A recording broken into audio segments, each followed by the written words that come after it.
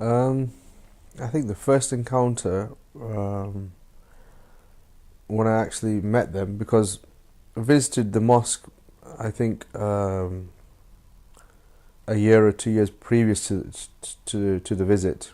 We went to our cousin's house, which is in that area, and I said to them that I want to go and visit Gulhar Sharif. At that time, we used to call it Aghar Sharif, and I need to go there. And these my cousins, they said, "Oh, why are you going to go there?" So I said, "Because they're our teachers, sheikh, and just to visit." And they said, "Oh, don't go there. Those people are Wahhabi." So I was like, "They're not Wahhabi, yeah, far from it. What are you on about?" So I was like, kind of arguing with them, and these are very close cousins, from father's side and everything. So I was like arguing, and then one of their elders came and he said, "Leave him. It doesn't matter. Let them go," kind of stuff. So we went, and that was just to the mosque and everything. But this ideology or this understanding, even in our whole village, was of this, that they're Wahhabi, yeah, because they don't do Salatul Salam, yeah, after on Jummah, they don't recite Kalma Sharif loud after namaz, yeah, which we accustomed to here and wherever. So these were like the markings of like Wahhabis. So they said, "Don't go there," but we used to go. And even in our village, it was like, "Oh, why are you going there every Jummah and this, that?" That was only to the mosque. The first meeting was when we performed Umrah. I can't remember what year it was. And Junior was in that group as well. And we went to see them. And we got called inside. So me and Junior were inside. And Hadrat Sahib were talking. And they were speaking mostly to Junior. So they're asking him, "How did it go, and what did you do, and where did you stay, and this, that, and everything." And he was a bit lost, like, he kept turning to me like, what they're asking. And then he said to them that Pir Nasir or Lal se, yeah? It's Nal, yeah? It's a N. And he said Lal, and I kind of cracked up. Yeah, I was like, "Junior, yeah." And I felt a bit thinking because they were talking, and I didn't want to laugh, but it was just that kind of comment that Junior made. Then I was answering, stuff what they were asking him, but then they turned their attention to me, and then they would ask me kind of the questions and everything.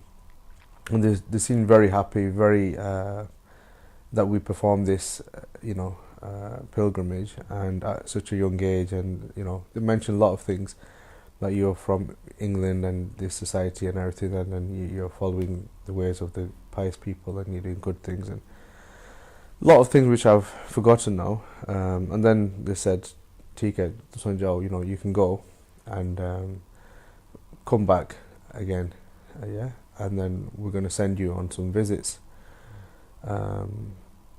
So we're like, "Oh, visits to where and what's going on and everything?" So we came outside. I think Bawa was already there. He was in the mosque and everything. So we told him about this thing. Then they gave us 2 books each.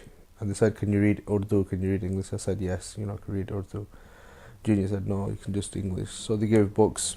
Arabic Kosar, one of the muftis that wrote the book from, all about Durood Sharif and benefits of Durood Sharif reciting, and different types of Durood Sharifs and everything, and different stories, waqiyas. So we were just reading that and everything.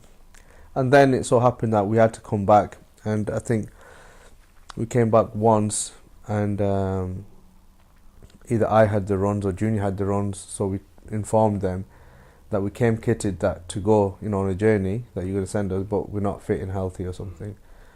So they said, "Okay, leave it for this time then." And then next time it was the other one. So if I was ill, then it was Junior. Do you understand? It was one of those things. And then we just couldn't go. And then it was like, I think we were there for like a month or 3 weeks or something. And then when we went to see them again, it was like the last time, the meeting, then we were going to come back to England. So we went inside, and they looked, and they asked how's everything, and how they said everything okay. And they said, "We asked you to come back, that we were going to send you on a journey, to places and everything." So I felt really thinking. I said, "Oh, Hadrat Sahib, my family, were telling me to come here or go, and I had to go to Bindi, and I'm making these excuses to them, that I had to do this and I had to do that, and my Hala said this, man, this, that, and they said in their own language, they said, "O khuni rishta sa, the e khudai rishta sa." So they said that was family tie, and that was your blood.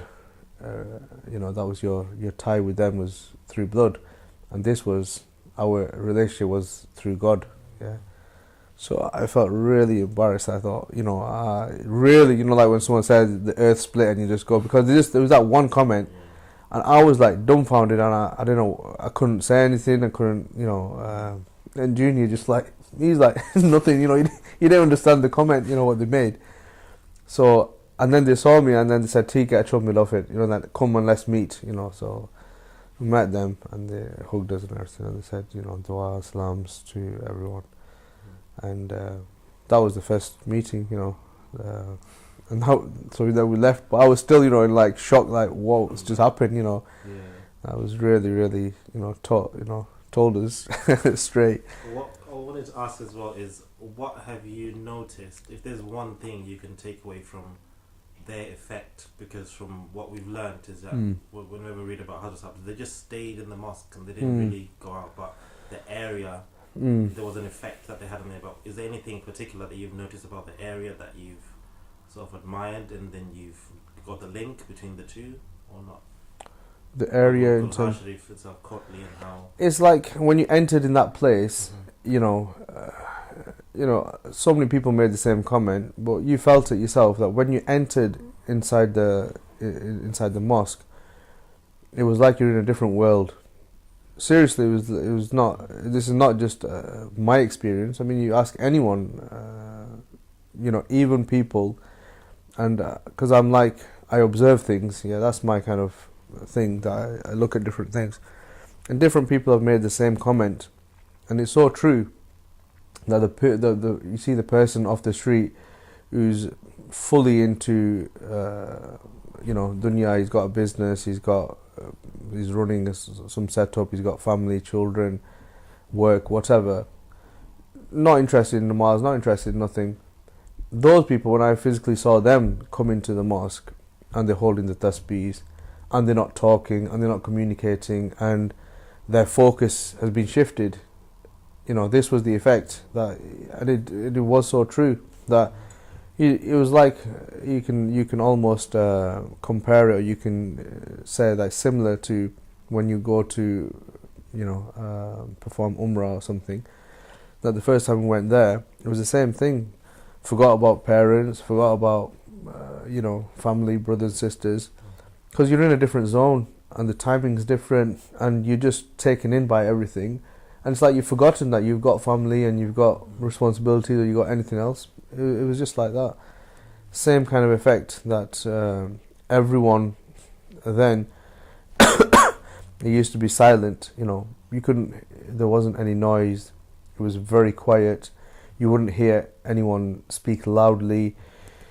You wouldn't see anyone laugh, or like loud or anything like that. There was like a calmness there, and that's you ask anyone, in that, during that time. Over time, things obviously have changed, different activities taking place and all the rest of it, but at that time it was like that. It was just serene, peaceful,